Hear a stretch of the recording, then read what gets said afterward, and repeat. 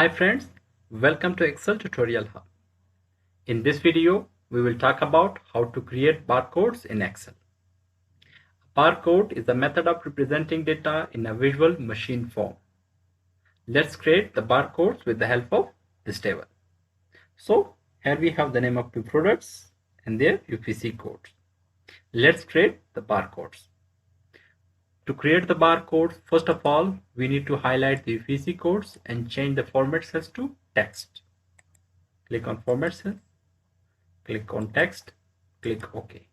Now let's create the barcode of first product. For that, we need to type here is equal to double quotes, asterisk, double quotes, and sign.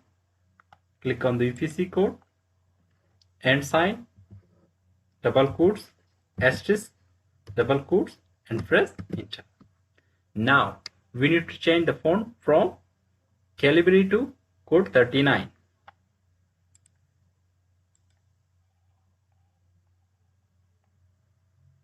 Click on code 39. So that's how we can create the barcodes of products in Microsoft Excel.